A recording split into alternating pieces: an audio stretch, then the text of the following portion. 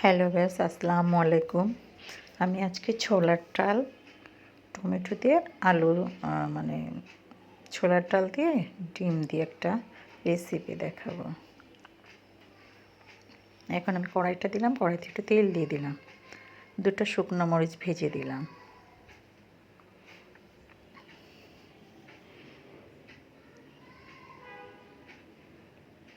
মরিচ দুটো লাল হয়ে গেছে, এখন আমি পেঁয়াজ দিলাম।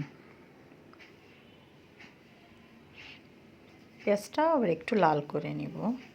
এই যে লাল হয়ে গেছে, এখন আমি এর ভিতরে দিব মশলা, তেজপাতা, দারচিনি, এলাচ। এখন আমি দেবো রসুন বাটা, আদা, জিরা, লবণ, হলুদ, ঝালের গুঁড়ি। রসুনটা ফ্রিজে রাখছিলাম তো এই জন্য একটু কালারটা ওরকম হয়ে গেছে। এখন আমি একটু মশলাটা একটু পানি দিলাম, নাড়াচাড়া করে একটু পানি দিয়ে একটু মশলাটা কষাই নিলাম। ছোলার ডাল এটা কিন্তু আমি হালকা করে একটু সিদ্ধ করে নিচ্ছি, এটা দিয়ে দিলাম। দিয়ে আমি একটু নাড়াই নিই মশলাটা দিয়ে।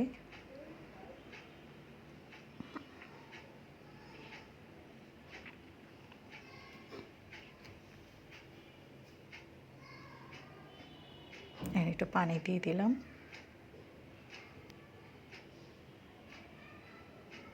পানিতে একটু আমি কষাই নেব। এবার আমি এটাকে ঢেকে দিব।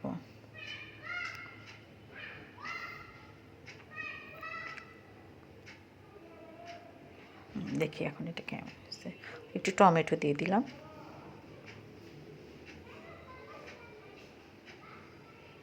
আবার ঢেকে দিব। এখন পানিটা টেনে গেছে, আমি একটু পানি দিলাম, ঝোলের পানি যেটাকে বলে, ওটা দিয়ে একটু নেড়ে চেড়ে নিলাম।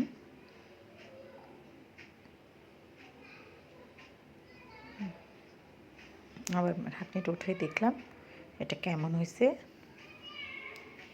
আচ্ছা, এবার আমি একটু ধনিয়ার পাতা দিয়ে দিলাম, দিয়ে আবার ঢেকে দিব।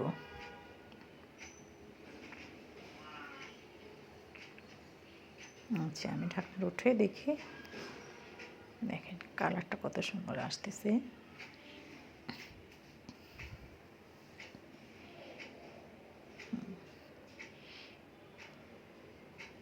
আচ্ছা, এখন আমি এটার ভিতরে ডিমগুলো দিয়ে দেবো আস্তে আস্তে। একটা করে ডিম দিয়ে দিলাম।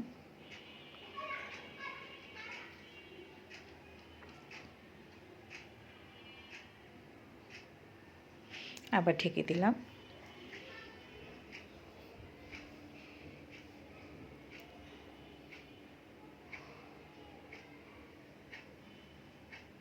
আচ্ছা, এবার আমার রেসিপিটা দেখেন।